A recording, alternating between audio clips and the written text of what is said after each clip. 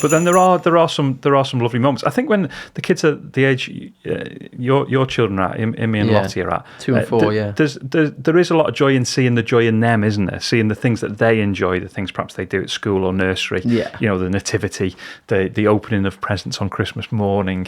So I do remember, you know, those joyful times and with great fondness. And but then I also do remember some Christmases where I basically spent the whole Christmas day putting toys together or putting batteries into toys or trying to work out with them how something works, or, right. you know, and it's literally by the end of it you're absolutely exhausted because all you've done is guide them through toys, building and preparing and opening and assembling and getting rid of all the waste paper that comes with it and the rubbish. And so I think there's things you can do to mitigate against some of that, you see. Okay. So for example, one thing I just know to be an irritant, and it's completely irrational, but I find it quite irritating on Christmas Day when the presents are open and everything's just everywhere.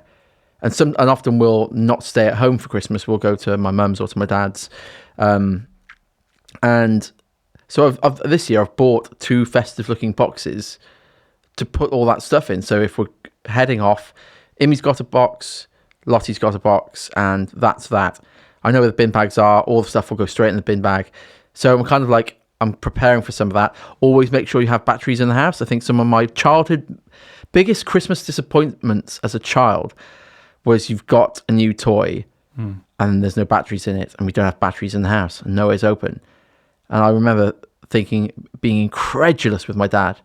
How could you have not thought this through? You've had a year for this moment, and I'm sat here disappointed. So yeah, I think some of that stuff is quite stressful, but there are ways around it. I wonder, do you think, Mark, are there stresses at this time of year that are particularly acute for dads, that aren't the same stresses and strains perhaps that mums might face? Yeah, I think that's an interesting question. I think it often depends on the relationship, doesn't it, and people's responsibilities in that relationship. But one of the things that comes to mind is sometimes finances can be tight at Christmas, can't they? And that can play on your mind. Especially this year. Yeah. You go to pick up a few bits from the shop and it's like 40 quid every time. Yeah, toys are expensive, food's expensive, and then it's kind of like, right, okay, how are we going to make this work? And then how much work am I going to have to do come the new year to recover from that? So that can be a pressure that a lot of dads can feel, I think. I think there is the pressure of expectation, isn't it, as well, to bring the pressure to bring some joy to the situation when you might not be feeling joyful yourself. Yeah. You know, the pressure to enjoy every possible moment over Christmas and be thrilled by everything that happens. And I wonder whether we just need to be a bit more realistic and think, well, lower our expectations a little and just look for those individual moments of joy that will happen, but it might not be a continual feeling throughout the whole period, really. Yeah. And how about you? I mean, what are you looking forward to, and what are you not looking forward to? Well, I think, you know, some jobs will be jobs where once you clock off at 5 o'clock, that's it, and you'll come in the next day and there'll be fresh things that will start and finish in that working day. Myself, and I'm sure others listening, and you included, Mark, might be in a job where there's lots of ongoing projects where there's always, you know, something that's got a deadline that's coming. And I find I can get into a bit of a false... I feel like time works differently because you think, that's next year. But it's like, no, next year's like 20 days away or so, or somewhere around that. And you think, well, actually, that's not that much.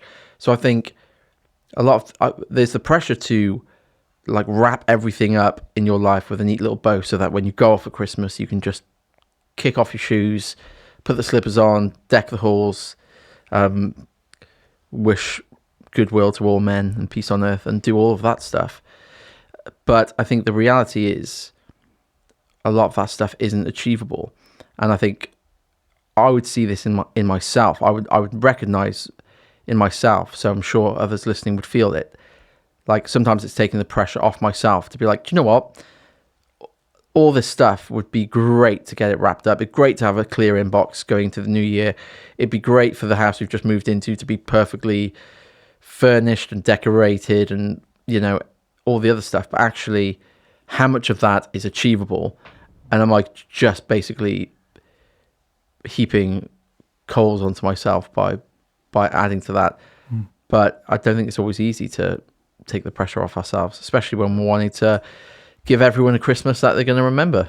Yeah, no, that's true. So let's have a really positive moment here for a second. Okay, great. So one memory of being a dad at Christmas. Have you got a really strong memory? It might be something you do each year, or it might be something that you just did one year. Have you got something that's actually, you know what, I really enjoyed doing that with the kids?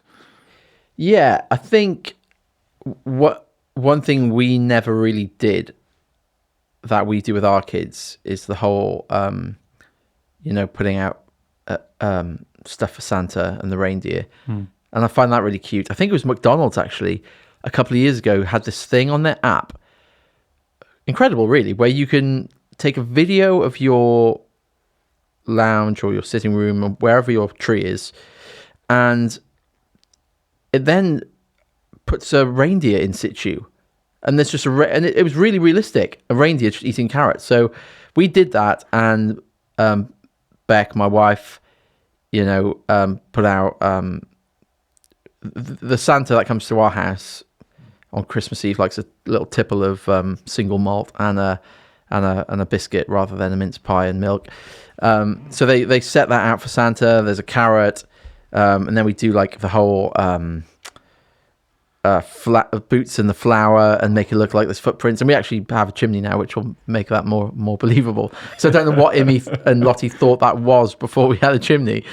But that's really cute. And it kind of feels like, however long the Santa thing lasts, we're very much like, he delivers the presents, we pay for it, the thank you goes to us, the appreciation goes to us. He's just a glorified postman, really. But that's something that's really cute and really sweet.